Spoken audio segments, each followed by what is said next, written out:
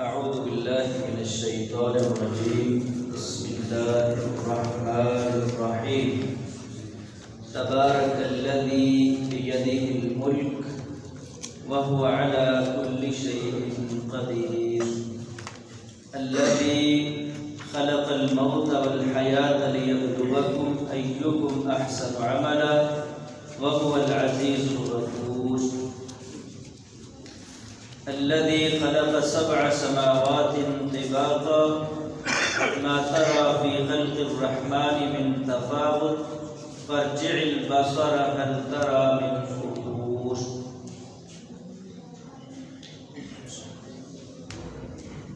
تبارك الذي بيده الملك. تبارک بہت برکت والی ہے.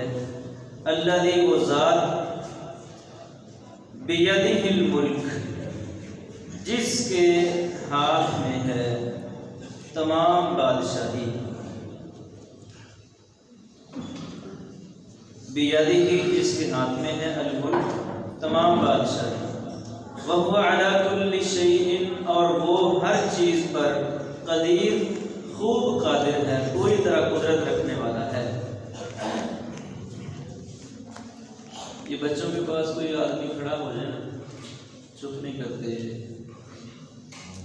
کوئی بھائی کھڑا ہو جائے ان کے پاس. الذی خلق الموت والحیات, وہ ذات جس نے پیدا کی ہے موت, والحیات اور زندگی, لیبلوکم تاکہ وہ تمہیں آزمائے, ایکم کہ تم میں سے کون احسن زیادہ اچھا ہے, عمل کرنے کے لحاظ سے. وہو العزیز الغفور اور وہ عزیز زبردست ہے, سب پر غالب ہے, غفور بے حد بخشنے والا ہے.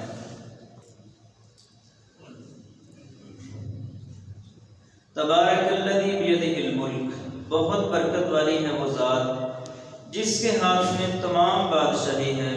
وَهُوَ عَلَى كُلِّ شَيْءٍ قَدِيرٌ اور وہ ہر چیز پر خوب قدرت رکھنے والا ہے, خوب قادر ہے, اچھی طرح قادر ہے. الذی وہ ذات خلق الموت والحیات جس نے پیدا کیا موت اور زندگی کو, لیبلوکم تاکہ وہ تمہیں آزمائے, ایکم احسن عملا کہ تم میں سے کون زیادہ اچھا ہے عمل کے لحاظ سے. وہو العزیز الغفور اور وہ سب پر غالب بہت بخشنے والا ہے. عزیز بھائیو, یہ سورہ ملک ہے, 29ویں پارے کی پہلی سورت ہے.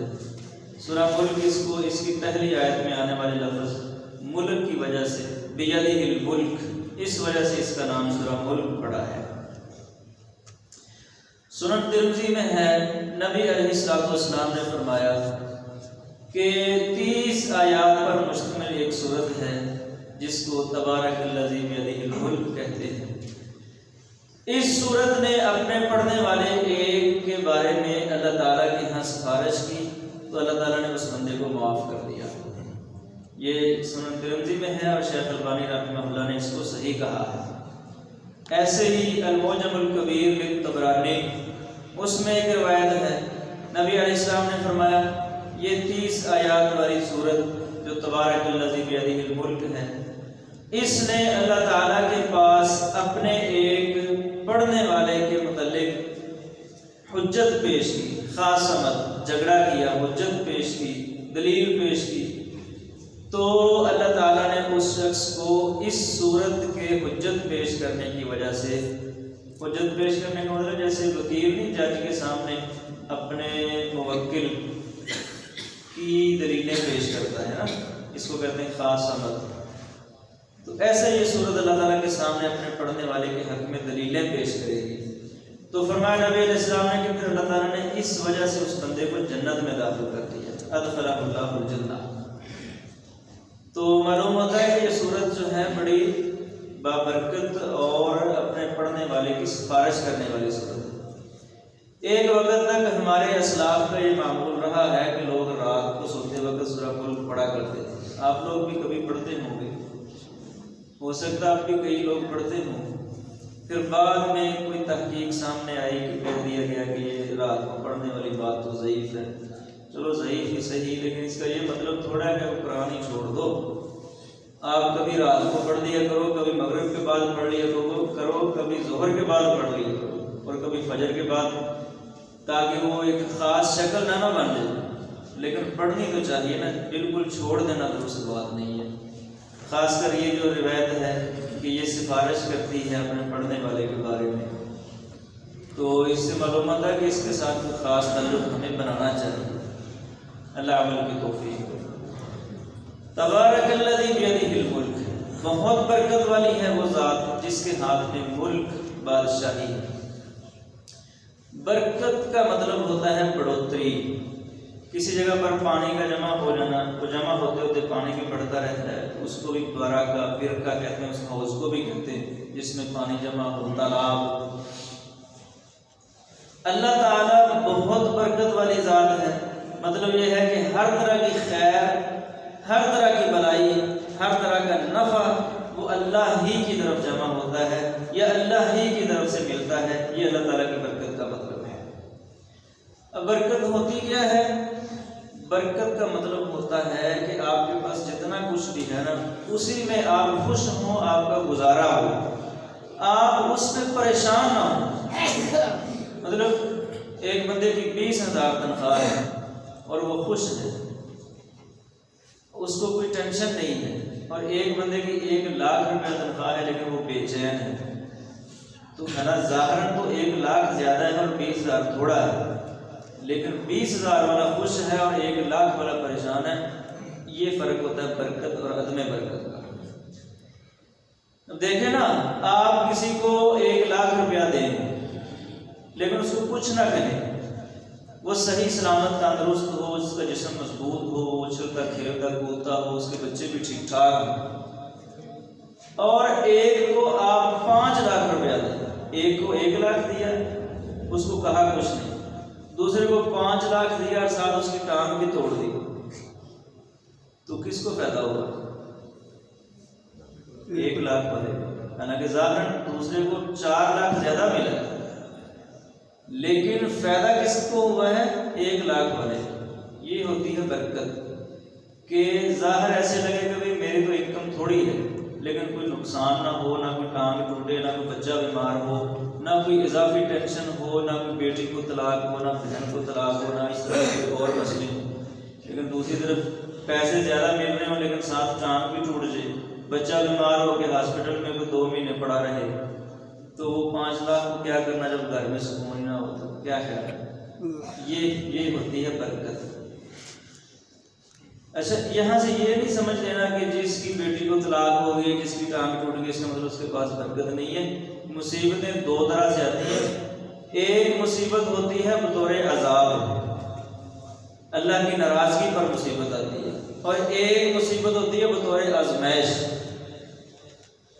تو جس مصیبت کے بعد آپ کا ایمان اور پختہ ہو اور آپ کا اللہ تعالیٰ پر توکل اور یقین اور زیادہ ہو اور آپ کا عقیدہ مضبوط ہو، آپ میں تقویٰ زیادہ آ جائے اور وہ مصیبت آپ کو اللہ تعالیٰ کے قریب کر دے، وہ ہوتی ہے آزمائش.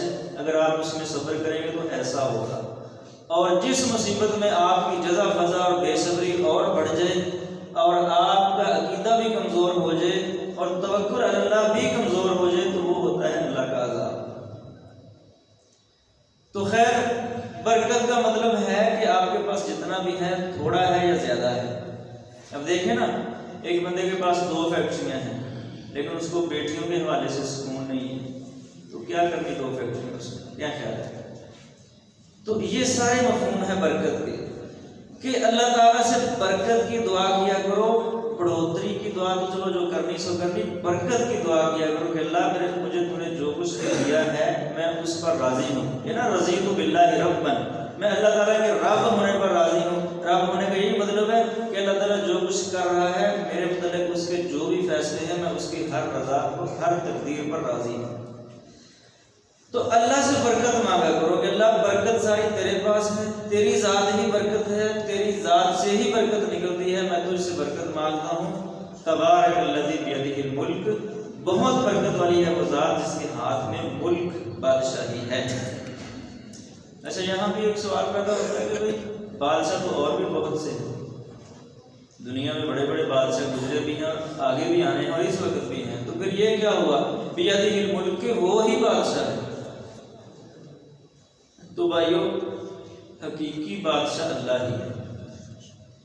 یہ جو دنیا میں ہمیں بادشاہ نظر آتے ہیں نا، خواہ وہ جمہوری شکل میں ہے یا ملوکیت کی شکل میں ہے یا خلافت کی شکل میں ہے، کسی بھی شکل میں ہے، یہ صرف ظاہری بادشاہ نظر آتے ہیں، حقیقت میں یہ بیچارے بھی محتاج ہی ہوتے ہیں۔ کوئی کتنا بھی بڑا بادشاہ ہوگا وہ اپنی فوج کا محتاج ہوگا، وہ اپنی پولیس کا محتاج ہوگا، وہ اپنے وزراء کا محتاج ہوگا، وہ اپنی عوام کا محتاج ہوگا۔ عوام کے بغیر عوام اس کو ٹیکس نہ دے وہ چل ہی نہیں سکتا، حتیٰ کہ وہ اپنی بیماری کا محتاج ہے۔ بادشاہ ہے، پوری دنیا کا بادشاہ ہے، لیکن بیمار ہو گیا، ہاسپٹل میں پڑ گیا تو وہ 1000 روپے کے ڈاکٹر کا محتاج ہے۔ اس نے بالوں کی کٹنگ کروانی ہے تو وہ 100 روپے کے نائی کا محتاج ہے۔ کیا خیال ہے؟ اس نے جوتا خریدنا ہے تو 500 روپے کی موچی کا محتاج ہے کہ نہیں محتاج؟ تو پھر کیا ہوا بادشاہ؟ بادشاہ تو وہ ہے جو کسی کا بھی محتاج نہیں، وہ اللہ تعالیٰ کی ذات ہے، اس نے اس کو کسی چیز کی ضرورت نہیں ہے کہ وہ کسی کا محتاج ہو۔ دنیا کا بادشاہ تو ایک باورچی کا محتاج ہوتا ہے، اس کے بغیر نہیں چل سکتا۔ تو یہ جو ہمیں ظاہر بادشاہ نظر آتے ہیں یہ بیچارے گداکر ہوتے ہیں، یہ بھی بیکاری ہی ہوتے ہیں، خواہ وہ ٹیکس کی شکل میں مانگتے پھرتے ہوں یا زکوٰۃ کی شکل میں مانگتے پھرتے ہوں یا کسی بھی شکل میں مانگتے پھرتے ہوں۔ تو اصل بادشاہ جیسے نا قل اللہم مالک الملک تؤتی الملک من تشاء وتنزع الملک ممن تشاء، کہ اللہ بادشاہ تو ہے، تو جس کو چاہتا ہے بادشاہی دیتا ہے، جس سے چاہتا ہے حکومت چھین لیتا ہے۔ کتنی مثالیں ایسی ہیں کہ دن کے وقت بادشاہ تھا، تخت کے اوپر بیٹھا ہوا تھا، اور رات کے وقت تختے کے اوپر لٹکا دیا گیا، ایسی کتنی مثالیں موجود۔ تو پھر حقیقی بادشاہ کون ہوا؟ اللہ تعالیٰ۔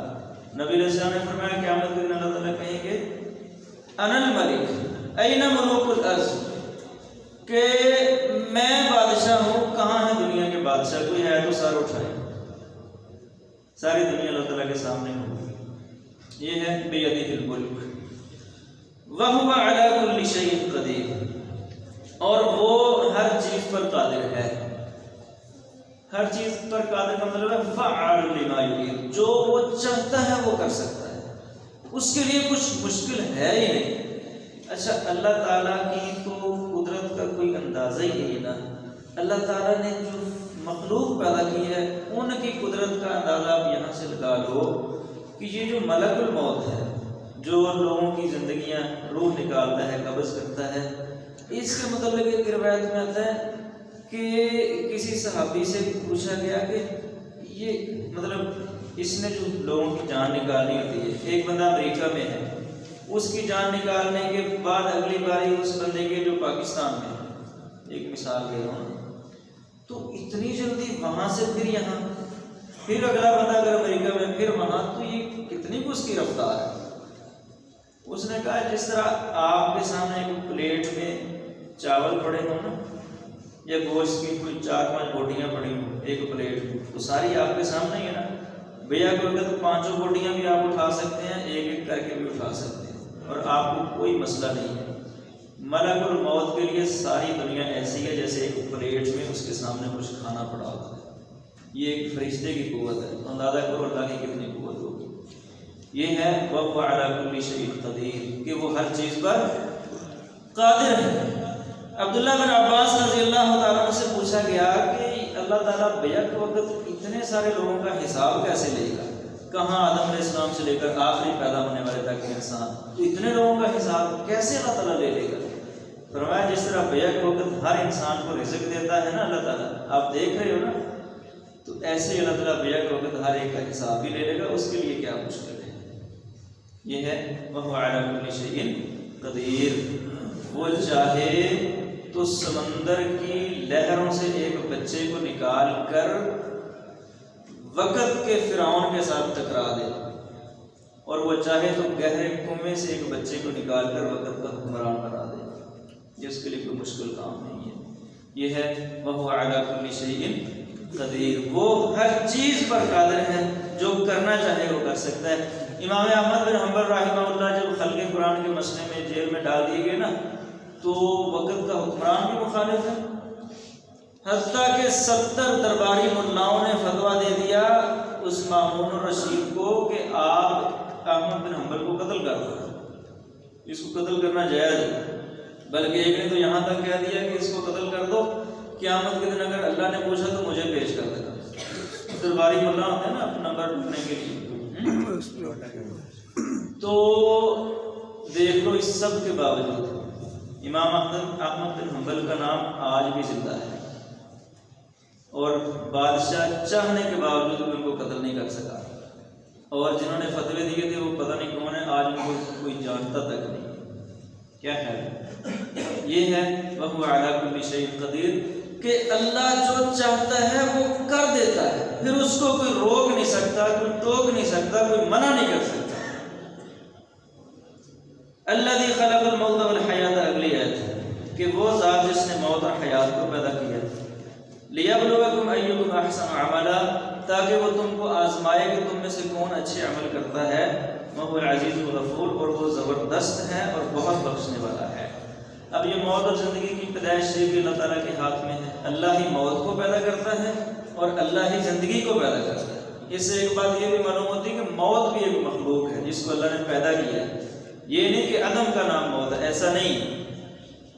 جیسے فرمایا نا کیف تکفرون باللہ وکنتم امواتا فاحیاکم ثم یمیتکم ثم یحییکم، کہ تم کیسے اس رب کا انکار کر سکتے ہو کہ تم اموات تھے، مردہ تھے، پھر اس نے تمہیں زندہ کیا، یہ جو زندگی اب ہے، ثم یمیتکم، پھر وہ تمہیں مارے گا، ثم یحییکم، پھر وہ تمہیں زندہ کرے گا۔ یعنی یہ موت اور زندگی کو پیدا کرنا یہ اللہ تعالیٰ کے ہاتھ میں ہے، اور یہ ہے کیوں؟ لیبلوکم ایکم احسن عملا، تاکہ وہ دیکھے کہ تم میں سے کون اچھے عمل کرتا ہے۔ یعنی یہ موت بھی ایک طرح کا سبق ہوتا ہے نا، تو ہم بھی دیکھتے ہیں اپنے آنکھوں سے روزانہ کتنے نوجوان ہمارے بھائی، ہمارے ساتھ رہنے والے دوست احباب فوت ہو جاتے ہیں، اچانک بندہ مر جاتا ہے۔ تو بھائیو یہ بھی سبق ہے ایک ہمارے لیے کہ دیکھیں کہ کون اچھے عمل کرتا ہے۔ جیسے وہ حدیث بھی ہے قیامت کا دن ہوگا، اللہ تعالیٰ جنت والوں کو بھی جمع کر لیں گے، جہنم والوں کو بھی جمع کر لیں گے، اور پھر سب کے سامنے ایک جانور مینڈے کی شکل کا آئے گا۔ اللہ تعالیٰ پوچھیں گے یہ کون ہے؟ خود ہی ان کے دلوں میں اللہ تعالیٰ یہ بات ڈال دیں گے، پتہ چل جائے گا کہ یہ موت ہے، کہیں گے یہ موت ہے۔ پھر اللہ سب کے سامنے اس کو ذبح کر دے گا، یعنی موت ختم ہو جائے گی، کیونکہ اب وہ جو موت کو پیدا کرنے کا مقصد ہے نا لیبلوکم ایکم احسن عملا، اب وہ عمل کرنے کا سلسلہ تو ختم ہو گیا، اب موت ہی ختم کر دی جائے گی۔ اب جنت والوں کو کہا جائے گا تم ہمیشہ جنت میں رہو گے، تمہیں موت نہیں آئے گی، اور جہنم والوں کو کہا جائے گا اب ہمیشہ جہنم میں رہو گے، تمہیں موت نہیں آئے گی۔ اللہ تعالیٰ ہمیں جنت میں داخل کرے اور جہنم سے محفوظ کرے۔ لیبلوکم ایکم احسن عملا، وہ تاکہ تمہیں آزمائے کہ تم میں سے کون زیادہ اچھے عمل کرتا ہے، وَهُوَ الْعَزِيزُ الْغَفُورُ، اور وہ زبردست ہے۔ عزیز کا معنی ہوتا ہے جو سب پر غالب ہو، زبردست جو سب سے اوپر ہو، اس سے طاقتور کوئی نہ ہو، اس سے اوپر کوئی نہ ہو۔ اچھا اللہ تعالیٰ کا کمال دیکھو کہ عزیز کے ساتھ ہی غفور لگا دیا، وَهُوَ الْعَزِيزُ الْغَفُورُ، کہ ہے وہ سب سے زبردست، ہے وہ سب سے طاقتور، اس سے اوپر کوئی نہیں ہے، اس سے طاقتور کوئی نہیں ہے، لیکن اس کے باوجود بھی، اتنی طاقت ہونے کے باوجود بھی وہ کسی پر ظلم نہیں کرتا، کسی پر زیادتی نہیں کرتا، کسی کا حق نہیں مارتا، بلکہ غفور ہے کہ مہربانی کرتا ہے اور رحمت کرتا ہے اور لوگوں کو بخش دیتا ہے، معاف کر دیتا ہے۔ تبارک الذی بیدہ الملک، بہت برکت والی ہے وہ ذات، بیدہ الملک، جس کے ہاتھ میں تمام بادشاہی ہے، وَهُوَ عَلَىٰ كُلِّ شَيْءٍ قَدِيرٌ، اور وہ ہر چیز پر خوب قدرت رکھنے والا ہے۔ الذی، وہ ذات، خلق الموت والحیات، جس نے پیدا کیا موت اور حیات کو، زندگی کو، لیبلوکم، تاکہ وہ تم کو آزمائے، ایکم احسن عملا، کہ تم میں سے کون زیادہ اچھا ہے عمل کے لحاظ سے، عمل کرنے میں، وَهُوَ الْعَزِيزُ الْغَفُورُ، اور وہ زبردست ہے اور بخشنے والا ہے۔ اللہ تعالیٰ سمجھنے کی عمل کی توفیق عطا فرمائے۔